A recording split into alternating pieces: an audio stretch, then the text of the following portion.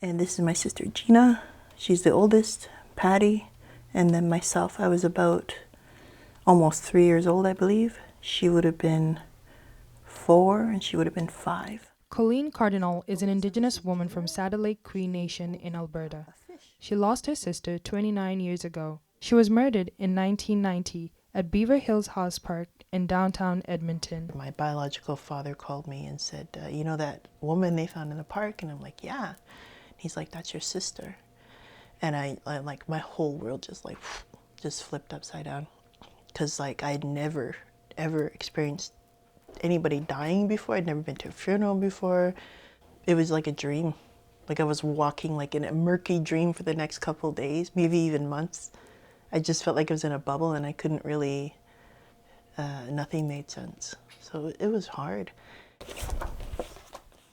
She looks for photos of her sister in a pink box that she keeps in her dining room. Yeah, I don't have very many photos of her. Yet she finds only few that bring her back to the time she had with her sisters.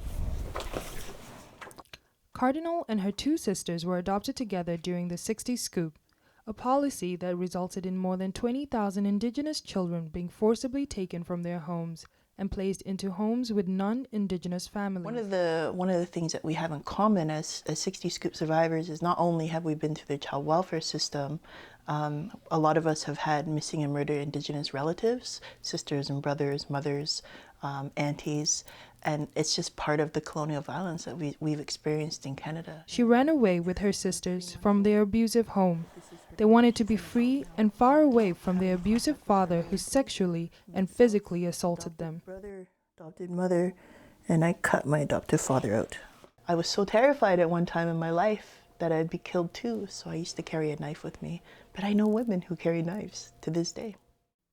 In Canada, statistics show that Indigenous women and girls are much more likely to experience violence than non-Indigenous women. The RCMP released a report in 2014 saying 164 Indigenous women were missing and 1,017 were murdered between 1980 and 2012.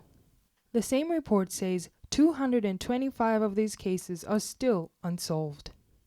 Families and friends of the victims report these cases to the authorities, but they see these cases neglected and forgotten. A friend of mine just died not knowing what happened to her daughter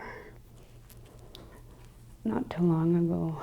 She's been missing for over 10 years.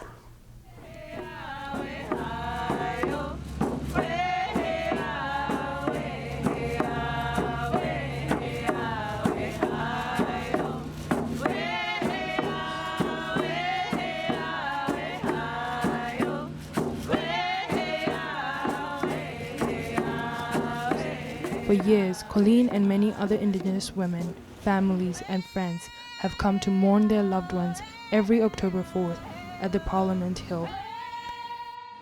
I'm scared. I'm scared to be in the dark alone. As they come to mourn, they share heartbreaking stories of their loved ones going missing or being murdered. One of the organizers, Bridget Tolley, has been part of the vigil for 15 years.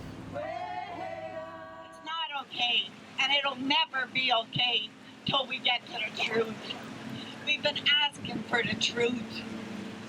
You know, and I've been saying it over and over. Reopen closed cases. The truth is there, the way they investigated our cases. You want to see the truth? It's there. Let's reopen those cases and see the real truth. Despite the many unsolved cases, Colleen still has hope for a better future. I'm optimistic. I have hope that people can change. I have hope that, you know, the youth, like I said, are going to lead the way. They're going to change that dialogue. They're going to unlearn that violence that is already perpetuating the problem. In a perfect world, in a perfect Canada, what I would like to see is I would like to see Canada honor their treaties and how we share the resources and the profits from the resources and honor those treaties, those agreements that we signed with them to share the land and the profits and for us to be equal, not us below them.